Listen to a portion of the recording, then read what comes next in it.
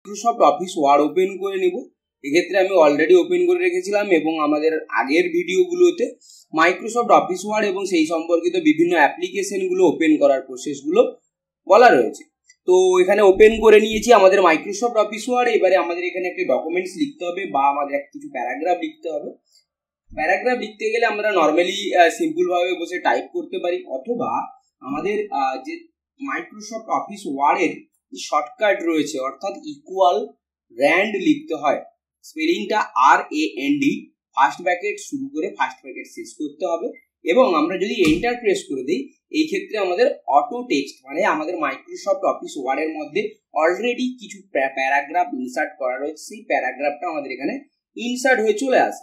এবারে আমরা যদি লক্ষ্য করি, এখানে প্রথম লাইন এবং দ্বিতীয় লাইনের মাঝখানের যে গ্যাপটা রয়েছে, এই গ্যাপটা অনেকটা বড় রয়েছে এবং সেই সঙ্গে সঙ্গে প্রথম প্যারাগ্রাফ অর্থাৎ আমাদের কাছে প্রথম প্যারাগ্রাফ এবং এই দ্বিতীয় প্যারাগ্রাফের মাঝখানেও কিন্তু একটা স্পেস রয়েছে। তো এই স্পেসগুলো রিমুভ করা অথবা প্রয়োজনে অ্যাড করব কিভাবে, সেটা আমরা আজকে দেখতে চাইছি। তার জন্য আমাদের প্রথমত হোম ট্যাবে ক্লিক করতে হবে। যদি হোম ট্যাব সিলেক্টেড না থাকে ক্লিক করব।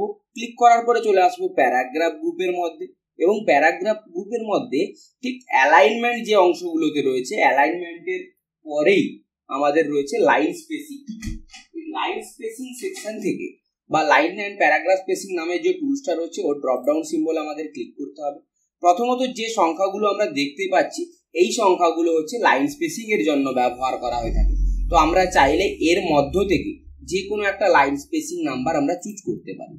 কখন কোনটা চুজ করব না, যখন আমাদের লাইন স্পেসিংটাকে কমানোর প্রয়োজন হবে সেক্ষেত্রে আমরা অপেক্ষাকৃত ছোট সংখ্যাগুলো, এবং যখন লাইন স্পেসিং গুলোকে বাড়ানোর প্রয়োজন হবে তখন অপেক্ষাকৃত আমরা বড় যে সংখ্যাগুলো রয়েছে সেটা চুজ করব। চুজ করলে নির্দিষ্ট যে প্যারাগ্রাফটা সিলেক্টেড থাকবে অথবা যেই প্যারাগ্রাফটার মধ্যে কার্সার থাকবে সেই প্যারাগ্রাফের মধ্যে আমরা পরিবর্তন লক্ষ্য করতে পারছি। এক্ষেত্রে আমরা যদি করি পুরো সমস্ত কিছু বা সমস্ত লেখাটাকে সিলেক্ট করে নিতে, সেক্ষেত্রে আমরা select অলের shortcut key Ctrl+A press করতে পারি। প্রেস করার পরেও লাইন স্পেসিং টুলসে ক্লিক করব। এখান থেকে আমাদের প্রয়োজন মতন যে কোনো একটা লাইন স্পেসিং নাম্বার চুজ করে নিলেই হলো। এবং আমরা এখন দেখতে পাচ্ছি প্রত্যেকটা লাইনের ক্ষেত্রে লাইন স্পেসিংটা আগে বড় ছিল, এখন আমরা কমিয়ে নিতে পেরেছি। কিন্তু প্রত্যেকটা প্যারাগ্রাফের শেষের অংশে আমরা যদি দেখি একটু বড় গ্যাপ বা বড় ফাঁকা অংশ রয়েছে, ওই অংশটাকেও যদি আমাদের অ্যাড অথবা রিমুভ করার প্রয়োজন হয় সেক্ষেত্রে আমাদের প্রসেসটা সেমই থাকবে। আমরা নির্দিষ্ট প্যারাগ্রাফটাকে সিলেক্ট করে নিতে পারি অথবা ওই নির্দিষ্ট প্যারাগ্রাফটার মধ্যে কার্সারটাকে রাখতে পারি। তারপর লাইন অ্যান্ড প্যারাগ্রাফ স্পেসিং নামের যে টুলস রয়েছে ওখানে ক্লিক করব এবং আমরা নিচের পোর্শনে যদি লক্ষ্য করি দুটো অপশন রয়েছে। একটা হচ্ছে অ্যাড স্পেস বিফোর প্যারাগ্রাফ, অর্থাৎ যেহেতু এই প্যারাগ্রাফের আগের অংশে বর্তমানে কোনো স্পেস অ্যাড করা নেই তার জন্য এই অংশটা দেখাচ্ছে। আমরা যদি এই পোর্শনটাতে ক্লিক করি আপনারা লক্ষ্য করবেন সিলেকশন এরিয়াটা অটোমেটিক বেড়ে গেছে। এটা বেড়ে যাওয়ার কারণটা কি, এই প্যারাগ্রাফের সামনের অংশে কিছুটা স্পেস এখানে অ্যাড হয়ে গেছে।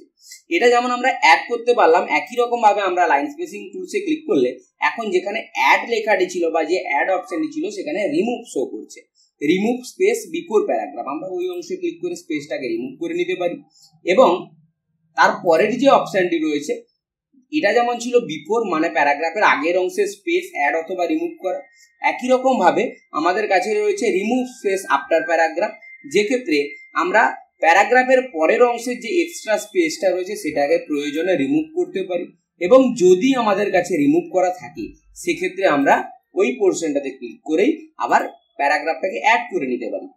কোশ্চেন আসবে এখানে যে এই অংশগুলো আমরা করব কেন, কারণ অনেক ক্ষেত্রেই হয় আমাদের ডকুমেন্ট সাজানোর জন্য দেখা যায় একটা বা দুটো বা তিনটে লাইনের জন্য বা একটা প্যারাগ্রাফের জন্য নতুন একটা পেজ চলে আসে এবং সেই ক্ষেত্রে ক্রাইটেরিয়া থাকে টোটাল টেক্সটটাকে একটা পেজের মধ্যে লেখার। তখন আমরা এরকম একটু স্পেস কমিয়ে যদি নেই অটোমেটিক ভাবে ওই লাইনগুলো উপরের পেজের ক্ষেত্রে চলে আসবে।